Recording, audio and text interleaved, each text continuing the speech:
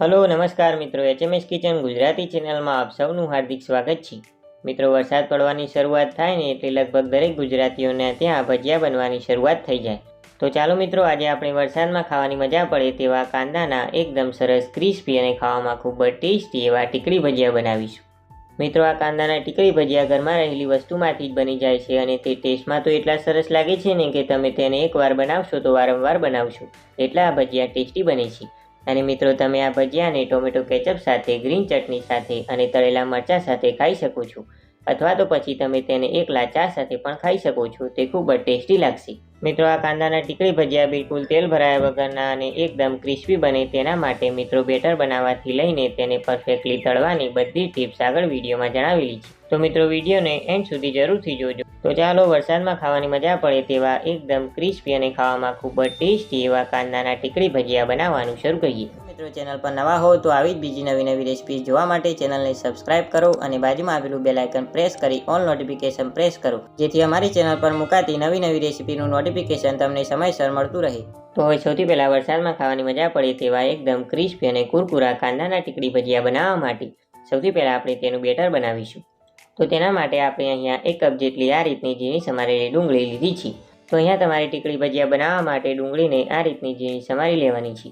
તો હવે આપણા ભજીયામાં તીખાશ માટે અહીંયા આપણે 1 થી 2 નંગ જેટલા સમારેલા તીખા લીલા મરચાં લીધા છે। તો અહીંયા તમે મરચાંની તીખાશ તમારી પસંદ પ્રમાણે વધારે કે ઓછી ઉમેરી શકો છો અને સાથે આપણે તેની અંદર થોડી સમારેલી કોથમીર ઉમેરીશું। તો હવે આપણા ભજીયાને એકદમ ટેસ્ટી બનાવવા માટે આપણે તેમાં થોડી બીજી સામગ્રીઓ ઉમેરીએ। તો તેના માટે સૌથી પહેલાં આપણે તેમાં 1 નાની ચમચી એટલું જીરું ઉમેરીશું અને સાથે આપણે તેમાં 1 નાની ચમચી એટલા અજમાને આ રીતે હાથેથી ક્રશ કરીને ઉમેરીશું અને સાથે આપણે તેની અંદર 1 નાની ચમચી એટલી હિંગ પણ ઉમેરવાની છે। તો મિત્રો, હિંગ અને અજમાને ઉમેરવાથી આપણા ભજીયા પચવામાં સરળ રહેશે। તો હવે આપણે અહીંયા 1 નાની ચમચી એટલા આખા દાણા અને 4 થી 5 નંગ જેટલા મરીને ખાયણી દસ્તામાં આ રીતના અધકચરા વાટી લીધા છે। તો અહીંયા તમે દાણા અને મરીને ખાયણી દસ્તામાં અધકચરા વાટીને ઉમેરશો એટલે તેનો ટેસ્ટ ભજીયામાં ખૂબ જ સરસ લાગશે।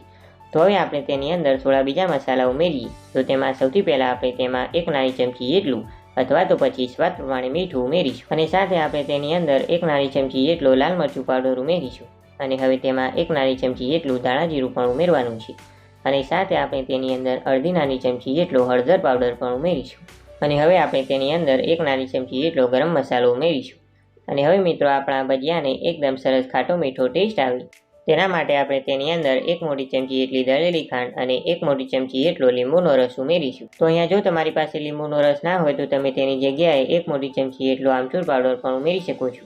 તો હવે મિત્રો, આપણા ભજીયાને એકદમ ક્રિસ્પી બનાવવા માટે આપણે તેની અંદર 2 થી 3 મોટી ચમચી એટલો ચોખાનો લોટ ઉમેરીશું। તો અહીંયા મિત્રો, ચોખાનો લોટ ઉમેરવાથી આપણા ભજીયા એકદમ ક્રિસ્પી બનશે, પણ જો તમારી પાસે ચોખાનો લોટ ના હોય તો તમે તેની જગ્યાએ 1 થી 2 મોટી ચમચી એટલો ઝીણો રવો પણ ઉમેરી શકો છો અને હવે આપણે તેની અંદર 1 કપ જેટલો ચણાનો લોટ ઉમેરીશું અને તેને એકદમ સારી રીતે મિક્સ કરી લઈએ।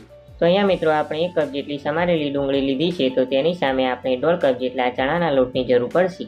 તો આપણે પહેલાં 1 કપ જેટલા ચણાના લોટને ઉમેરી તેને એકદમ સારી રીતે મિક્સ કરી લેવાનું છે અને પછી આપણે બાકીનો અડધા કપ જેટલો ચણાનો લોટ ઉમેરી તેને પણ એકદમ સારી રીતે મિક્સ કરી લેવાનું છે।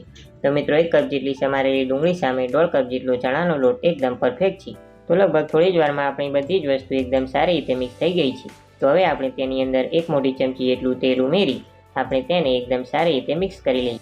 તો લગભગ થોડી જ વારમાં આપણી બધી જ વસ્તુ સારી રીતે મિક્સ થઈ ગઈ છે। તો હવે મિત્રો, આપણે તેની અંદર જરૂર મુજબ થોડું પાણી ઉમેરતા જઈએ અને આપણે ભજીયાનું બેટર બનાવી લઈએ। તો અહીંયા મિત્રો, આપણે કાંદા ટીકડી ભજીયા બનાવવા માટે વધારે જાડું પણ નહીં અને વધારે પાતળું પણ નહીં, એટલે કે મીડિયમ થીક અને હાથમાંથી આપણે સરળતાથી પાડી શકીએ એવું આપણે બેટર બનાવવાનું છે અને અહીંયા તમારે ખાસ થોડું પાણી ઉમેરતા જઈને ભજીયાનું બેટર બનાવવાનું છે। તો લગભગ થોડી વાર જેવું થઈ ગયું છે અને મિત્રો, આપણું આ ભજીયાનું બેટર બનીને તૈયાર છે અને હવે આ બેટરની કન્સિસ્ટન્સી પણ તમને બતાવીએ। તો તમે આ રીતે બેટરને હાથમાં લઈ તેને એકદમ સરળતાથી ભજીયાની જેમ પાડી શકો। તો મિત્રો, તમારે બિલકુલ આ જ રીતનું બેટર બનાવવાનું છે।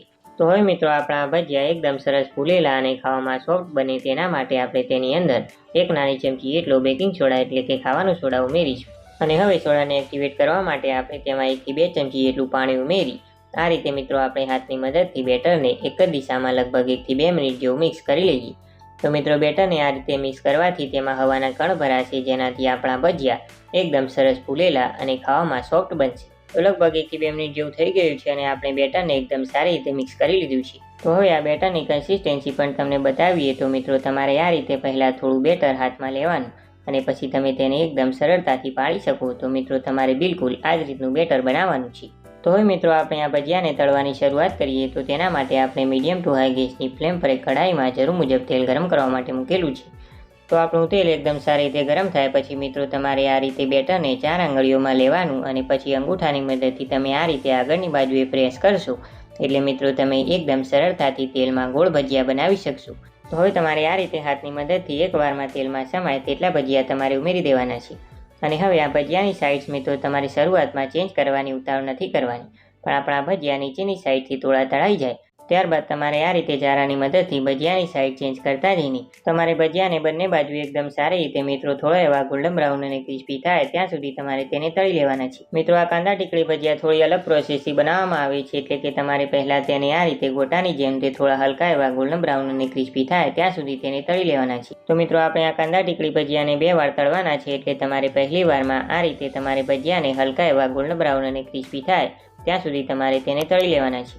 તો લગભગ 4 થી 5 મિનિટમાં આપણા ભજીયા એકદમ સારી રીતે તળાઈને હલકા એવા ગોલ્ડન બ્રાઉન અને ક્રિસ્પી થઈ ગયા છે. તો હવે આપણે આ રીતે જારાની મદદથી ભજીયામાં રહેલું તેલ નિતારી આપણે તેને પ્લેટમાં કાઢી લઈએ. પણ મિત્રો અત્યારે વિડીયો જોવાનું બંધ ના કરતા, કારણ કે આ ભજીયામાંથી આપણે એકદમ ક્રિસ્પી અને કુરકુરી એવી કાંદા ટીકડી તૈયાર કરીશું. પણ તે પહેલાં મિત્રો તમને આ ભજીયાને પણ બતાવી દઈએ. તો તમે જોઈ શકો છો કે આપણા ભજીયા એકદમ સરસ પોચારું જેવા સોફ્ટ અને જાળીદાર એવા બન્યા છે.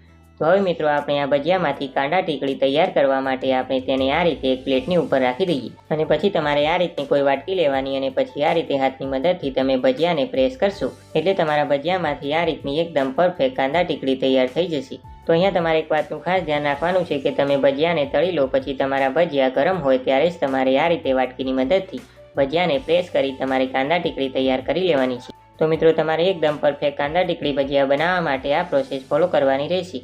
તો હવે મિત્રો આપણે આ રીતે બીજા ભજીયાને પણ પ્રેસ કરીને તેમાંથી આ રીતની ટીકડી તૈયાર કરી લીધી છે. તો હવે આપણા ભજીયા ગરમ હોય ત્યારે જ આપણે તેને તળી લેવાના છે.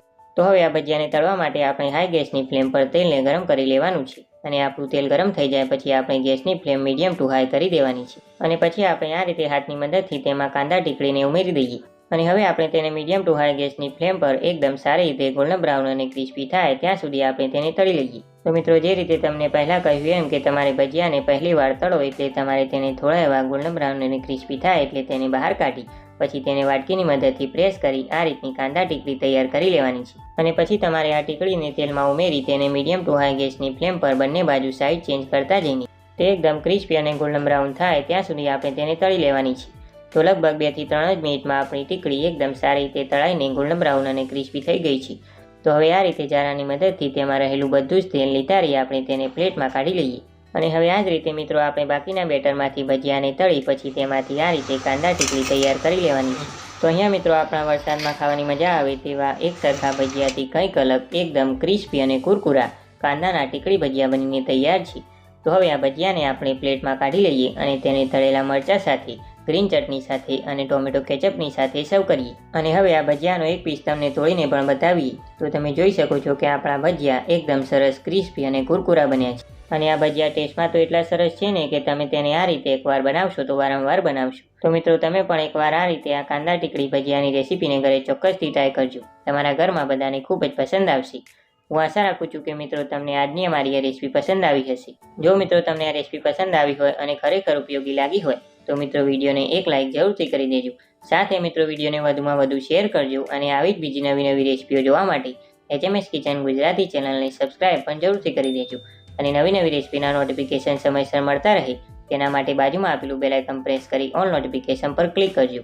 અને મિત્રો તમને આ વરસાદમાં ખાવાની મજા આવે તેવા એકદમ ક્રિસ્પી એવા કાંદાના ટીકડી ભજીયાની રેસીપી કેવી લાગી તે અમને નીચે કમેન્ટ બોક્સમાં જરૂરથી જણાવજો. તો મિત્રો આપણે ફરી મળીશું એક આવી જ નવી રેસીપી સાથે. ત્યાં સુધી આવજો.